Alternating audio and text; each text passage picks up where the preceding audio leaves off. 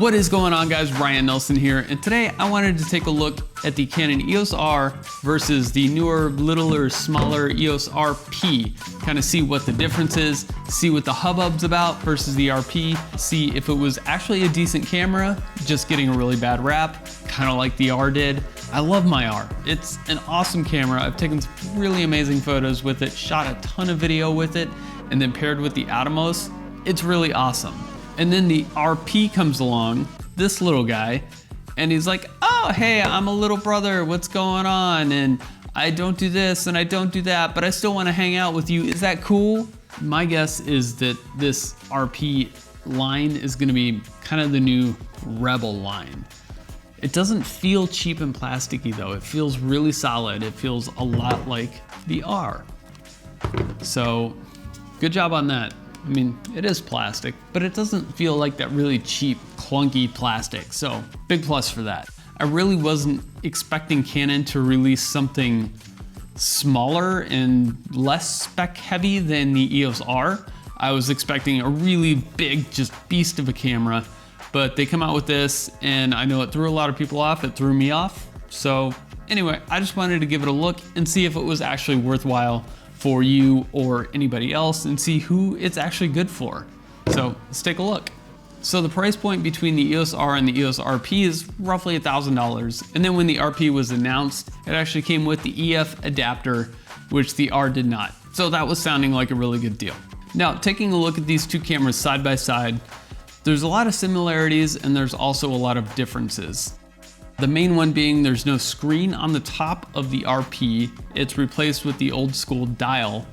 And after using it for a few days, I think I almost like the dial better. I can change my settings faster, get back and forth from photo to video mode, just much quicker and much easier than I can on the R.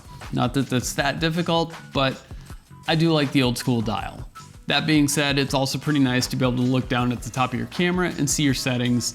I know you're gonna see it in the screen too, but coming from the 5D series, I really am used to just kind of looking down at the screen and seeing my settings. The button layout on the back of these is roughly the same. The flip screen on the back seems maybe a tiny bit smaller on the RP. I haven't actually measured it or looked the specs up on the screen sizes for both of these, but they're very similar.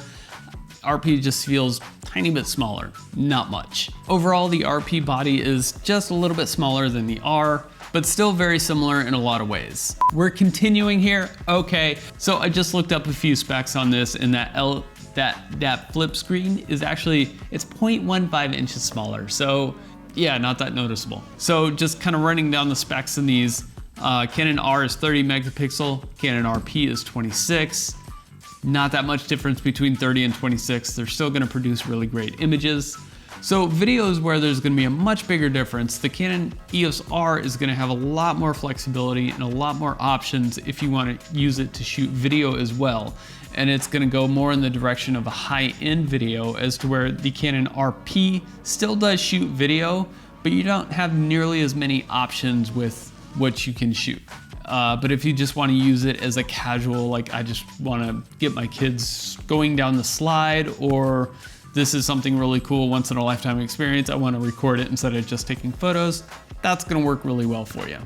By the way, the only way to shoot 24 frames per second on the Canon EOS RP is to shoot in 4K.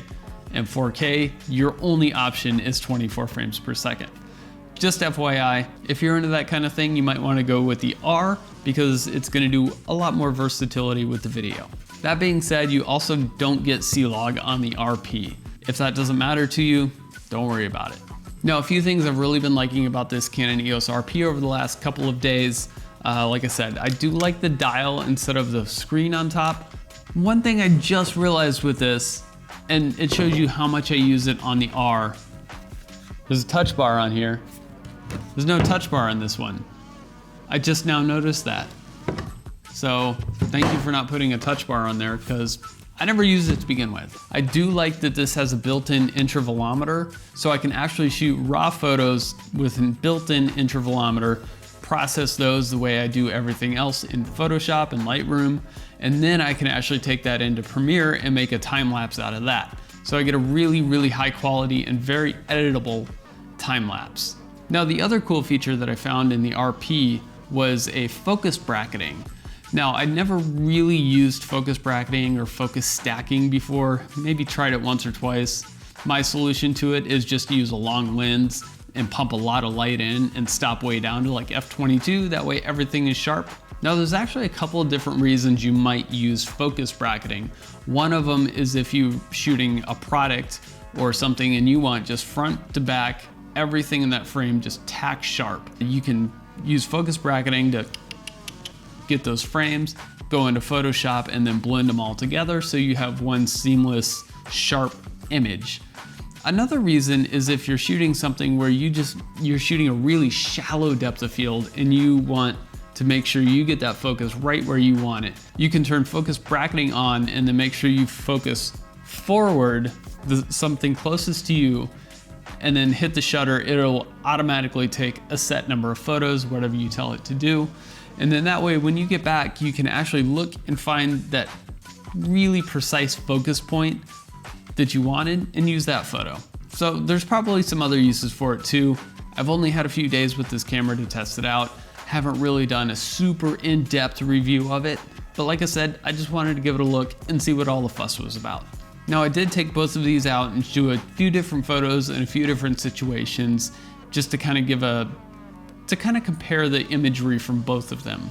I did notice a little bit difference in the two. As an overall, they were very similar. The one big thing I did notice is with the RP, if you're trying to lighten up shadows a lot, it gets really grainy really fast. And it did seem to have a little bit more contrast to the images over the R. So as a photography camera, I think it's gonna do just fine. Try not to underexpose your images too much because that's gonna lead to just more grainy photos.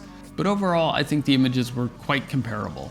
I did a couple of outside shots. I did one inside shot where I found a parking garage and then cranked the ISO way up. Both of these images were actually pretty grainy when you zoom way in, but as a whole, very comparable, very similar.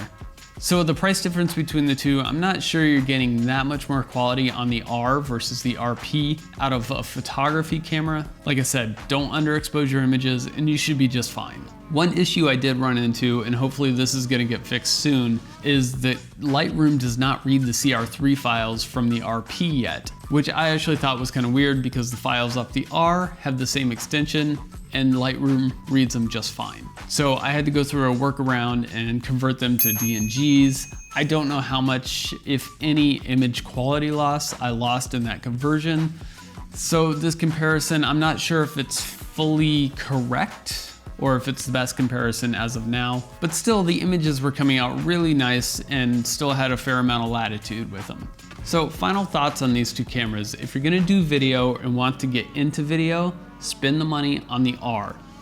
But if you just want a photo camera, and especially if you want something small and light to travel with, the RP is gonna do you really well. I actually think this thing has a couple of features that I really wish were in the R. Mainly the built-in intervalometer. I really wish I had that in the R.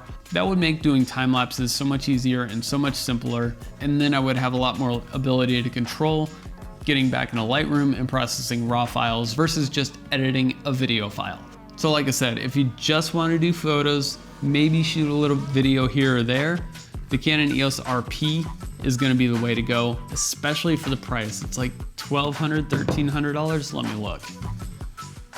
RP for $1,300. This is actually pretty awesome for what you're going to get. Small, light, compact. I've got the 35 on it right now, and it's like, wee wee. It's almost like you could tie it to a balloon and it would fly off. It's so light. One thing to note on these two cameras, they do not take the same battery. That was a little bit disappointing because I did like the fact that they kept the same battery from the 5D series in the EOS R. But I guess with the smaller body on the RP, there wasn't quite enough room to fit that same battery in there, so they did a new battery. Big deal. I guess you're gonna have to buy a few new batteries if you wanna take more pictures and take more batteries with you. All right guys, appreciate you checking this out.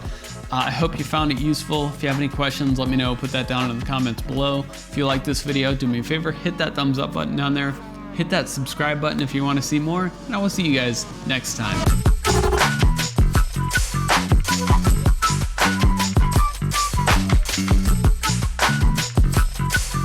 you.